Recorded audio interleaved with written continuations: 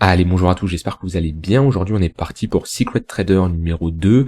On va voir l'erreur qui est réalisée, les erreurs qui sont réalisées par une majorité de traders qui trade avec un petit capital. Alors, je rappelle, un Secret Trader, c'est quoi? C'est une leçon de moins de 10 minutes environ, où le but, c'est de traiter un sujet important qui peut clairement débloquer ton trading et débloquer ton potentiel. Le but, c'est de réaliser un cours, surtout sur l'approche du trading, la psychologie, et de débloquer certaines croyances limitantes ou certaines croyances tout court que tu peux avoir avec des sujets que tu ne retrouveras pas très peu sur YouTube, parce que la plupart du temps tu vas retrouver des sujets qui traitent sur l'analyse technique ou autre. Ici on va traiter d'autres sujets, puisque l'analyse technique c'est bien, mais c'est une petite partie de quelqu'un qui trade. La psychologie et la gestion de risque sont des points beaucoup plus importants. Donc aujourd'hui on va voir trader avec un petit capital. Et il y a beaucoup de traders qui font des erreurs, qui n'agissent pas bien avec ce petit capital, et il y en a beaucoup qui se plaignent d'ailleurs qu'ils ont pas assez d'argent investi en trading, du coup ils font pas des gains incroyables, et d'après eux ça ne leur permet pas de trader correctement, de générer des revenus corrects, et suite à cela, ils font des erreurs qui leur fait perdre ce capital. C'est un peu un cercle, hein. C'est-à-dire que du coup ils ont petit capital que les traders ont. Du coup, il y a une mauvaise approche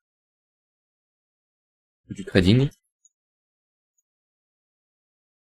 qui, suite à cela, entraîne des erreurs. Et ces erreurs-là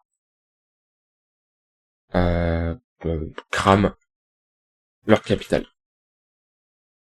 Ils crament tout simplement leur capital. Et c'est un peu une boucle, hein.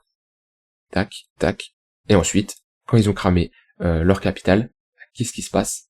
Ils retrouvent un petit capital. Parce que ils vont, ça soit via des revenus annexes, un salaire, etc. Mais c'est une boucle. Ok. Le but c'est de sortir de cette boucle-là, parce que on pense que le fait d'avoir une petite somme d'argent en trading, alors ça c'est subjectif. Il y en a qui vont dire que c'est $100, $500, $1000, $5000. Ça dépend de votre situation perso, de vos revenus. Ça dépend de plein de facteurs. Mais globalement, vous le savez si vous avez un capital qui est petit ou pas. Donc globalement, vous allez le savoir en fonction des gains que vous allez générer.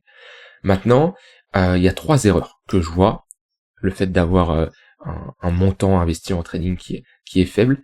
3 erreurs que je vois. La première, ça va être une prise de risque excessive. Pourquoi? Parce que le fait d'avoir un capital faible, il va y avoir une prise de risque qui va être accentuée pour réaliser des gains rapides, des gains plus importants. Dites-vous qu'en général, quand on fait des gros gains, c'est qu'on a pris un risque beaucoup plus important. Et le fait d'avoir comme ça un petit capital, on n'est pas satisfait des gains qu'on va réaliser, parce que ça va être peu significatif, et c'est là où on va prendre beaucoup plus de risques pour chercher des gains beaucoup plus importants. Et c'est le risque, et c'est une erreur, clairement. Donc ça, c'est la première erreur. On verra par la suite ce que je te conseille pour corriger tout ça, mais ça, c'est une erreur que je vois très souvent. La deuxième, ça va être une mauvaise utilisation du levier.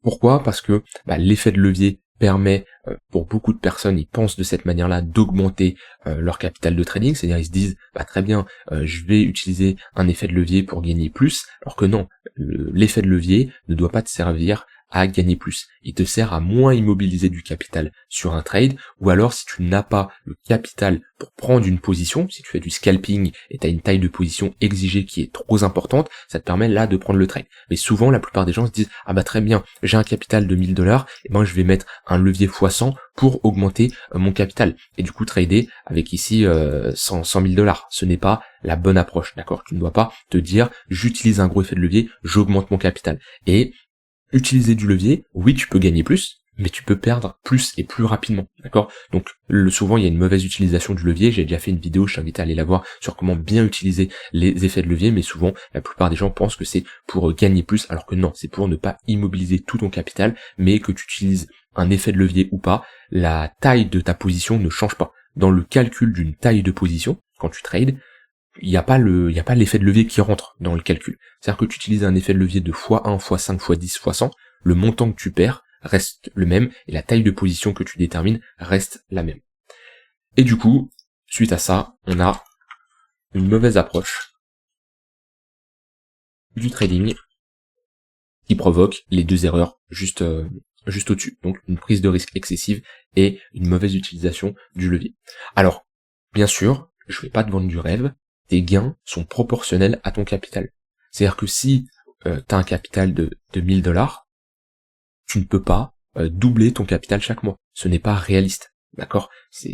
En prenant des risques excessifs, tu peux doubler ton capital, mais c'est pas une bonne approche. D'accord? Donc oui, tes gains seront proportionnels à ton capital. T'as un petit capital, t'auras des gains qui sont faibles. T'as un capital plus important, t'auras des gains qui sont plus importants. Ne te dis pas que ça y est, le trading, parce que t'as un capital de 1000 $, tu vas pouvoir transformer ces 1000 $ en 50 000, 100 000, 200 000 $. Il y a des gens qui y arrivent.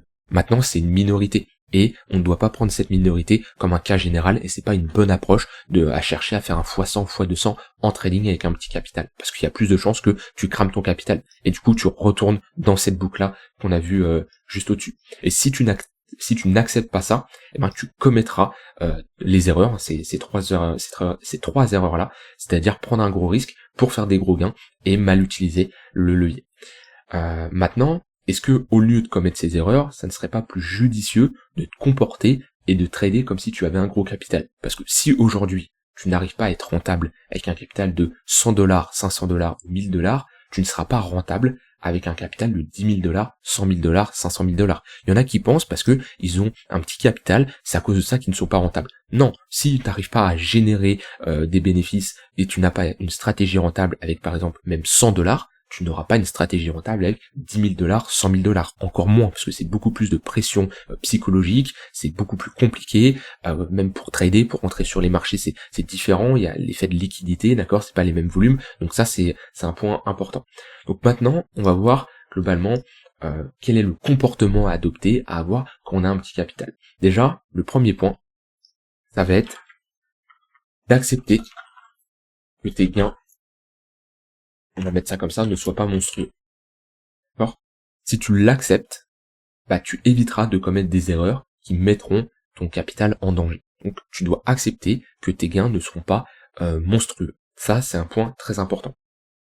Ensuite, selon moi, et ça c'est très important, tu dois développer le même comportement que si tu avais un gros capital. Ça, c'est extrêmement important. Tu dois te comporter comme un professionnel. Que tu as 100 $, 1000 $, 5000 $, tu dois trader dans les mêmes conditions. D'accord? Et ça, c'est vraiment un point très important. C'est quoi ton objectif actuellement? Est-ce que tu veux être un trader du dimanche qui prend un trade comme ça, par-ci, par-là, pour se faire plaisir, comme mamie qui allait jouer au casino le week-end, d'accord? Est-ce que c'est ça ton objectif? Bah si c'est le cas, bah ça sert à rien, alors quitte cette vidéo et ça n'a aucune utilité. Maintenant, si tu souhaites être un vrai trader, générer des revenus, bah tu dois avoir un bon comportement. Et ce bon comportement, il passe par quoi? Il passe par que tu aies un petit capital ou pas, tu dois te comporter comme un professionnel, avoir le même comportement. Parce que si tu commences à engendrer des mauvaises habitudes avec un petit capital, et ben quand il va augmenter, tu vas avoir ces mêmes habitudes. Et ne dis pas que oui, je vais changer, oui, par la suite. Non, tu crées ces habitudes-là, et quand tu vas augmenter ton capital, tu vas faire les mêmes erreurs. Sauf que là, tu perdras un montant qui sera beaucoup plus significatif, et tu seras beaucoup plus frustré. Sur la partie psychologie, ça t'affectera beaucoup plus et tu feras encore plus d'erreurs. Et c'est pour ça que plus ton capital augmente, plus ça peut être compliqué d'un point de vue psychologie. Donc ça, voilà, développe clairement le même comportement. Si aujourd'hui, vraiment, tu m'écoutes, t'as un petit capital, tu te projettes de trader dans les 3, 5, 10 ans, de continuer, et tu te dis que ton capital, il va augmenter avec le temps, direct, là, tu dois avoir des automatismes, une bonne stratégie, que t'aies un petit ou un gros capital, ça ne doit absolument pas changer.